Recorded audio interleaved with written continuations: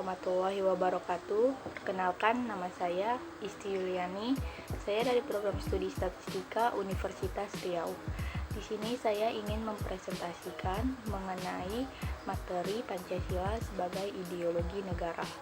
Nah, di sini ada 3 poin. Yang pertama ada pengertian ideologi, yang kedua ada Pancasila dan ideologi dunia, dan yang terakhir ada Pancasila dan agama. Oke, yang pertama yaitu pengertian ideologi.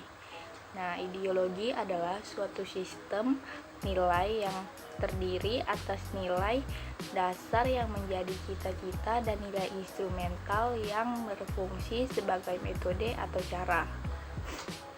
Dan tujuan ideologi itu sendiri ialah untuk mencapai cita-cita bersama suatu organisasi, komunitas, kelompok sosial, atau bahasa. Selain itu juga, ideologi juga berfungsi berguna pemersatu masyarakat karena ideologi membantu penyelesaian konflik yang terjadi dalam masyarakat. Nah, selanjutnya ideologi di sini terbagi menjadi 2. Yang pertama ada ideologi terbuka.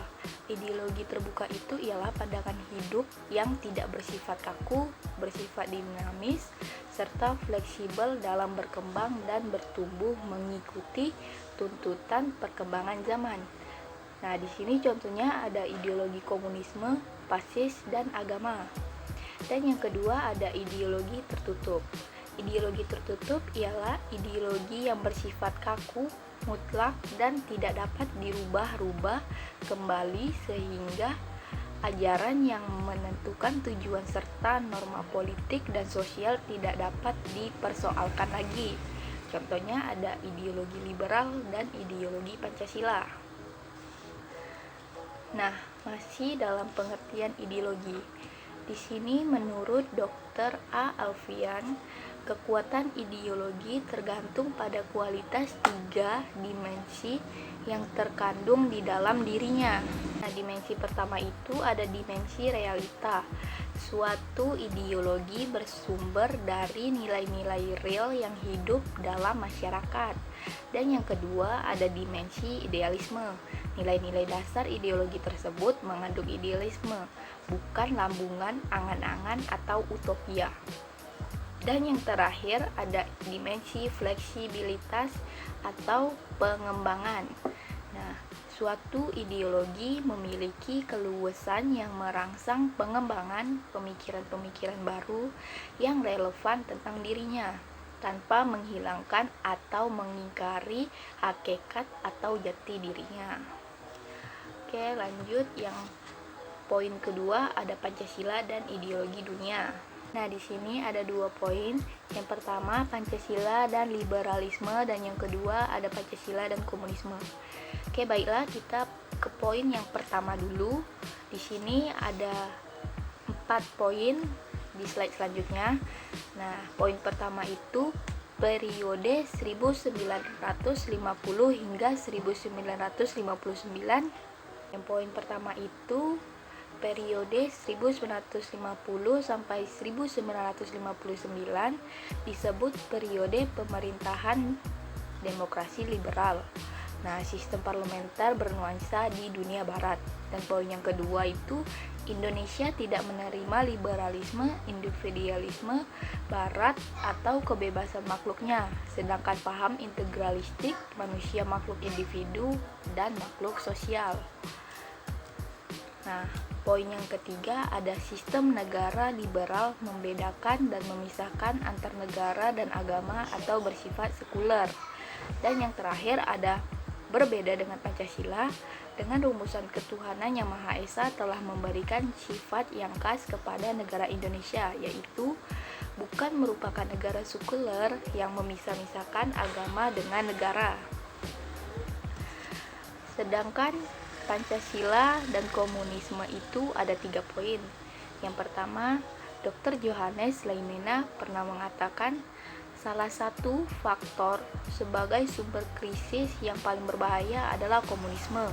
Dan yang kedua, kemiskinan memegang peranan dan dalam hal satu golongan saja menikmati kekayaan alam. komunisme dapat diterima dan mendapat tempat yang subur di tengah-tengah masyarakat. Dan poin yang terakhir, negara komunisme yang bersifat ateis yang menolak agama dalam suatu negara, sedangkan Indonesia sebagai negara yang berdasarkan atas ketuhanan yang Maha Esa. Nah, di sini ada perbedaan ideologi dalam bidang agama, hukum, serta di slide selanjutnya ada dalam bidang politik dan ekonomi. Baiklah, di sini saya akan menjelaskan perbedaan ideologi dalam bidang agama. Nah, Pancasila sendiri yaitu setiap individu bebas memilih agama. Tapi agama harus menuntun kepada masyarakat yang beradab. Nah, sedangkan komunisme sendiri, agama merupakan candu masyarakat. Agama harus dijauhkan dari masyarakat dan sifatnya ateisme. Nah, sedangkan liberal, setiap individu bebas memilih agama. Setiap individu bebas untuk tidak beragama. Jadi, bebas untuk kedua-duanya. Sedangkan dalam bidang hukum, Pancasila ini masyarakat harus taat pada hukum. Negara harus melindungi rakyat. Sedangkan komunisme, negara bebas menjalankan hukum dan menerapkan hukum di masyarakat. Dan liberalisme, masyarakat harus taat kepada hukum dan peraturan negara. Dan juga masyarakat diberikan kebebasan asal tidak melanggar hukum. Nah, selanjutnya dalam bidang politik. Di Pancasila sendiri, politik diberikan kebebasan di pemerintahan dengan syarat tidak melanggar hukum negara. Sedangkan komunisme, dalam pemerintahan politik dilarang untuk bebas, hanya ada satu parpol yang berkuasa di pemerintahan. Nah, sedangkan liberal, politik diberikan kebebasan berdemokrasi di pemerintahan negara dengan tidak melanggar hukum. Nah, dalam bidang ekonomi, Pancasila, masyarakat diberikan kebebasan untuk mengelola sumber daya alam yang ada demi kesejahteraan, namun negara tetap diutamakan. Nah, sedangkan komunisme, perekonomian sebagian besar dikelola negara untuk kesejahteraan masyarakat. Dan sedangkan liberal, sebagian besar sumber daya dikelola masyarakat, namun perekonomian menjadi monopoli negara. Nah, yang terakhir, poin ketiga, yaitu Pancasila dan agama. Di dalam Pancasila dan agama di sini banyak mengandung beberapa poin. Nah, saya akan membacakan satu persatu. Yang pertama, ada prinsip ketuhanan yang Maha Esa bermakna manusia harus mengabdi kepada Tuhan. Kedua, ada Pancasila menyambut baik kedudukan orang beragama, tapi tidak ada tempat untuk orang tidak beragama. Ketiga, ada Pancasila menjamin umat agama dalam menjalankan ibadahnya.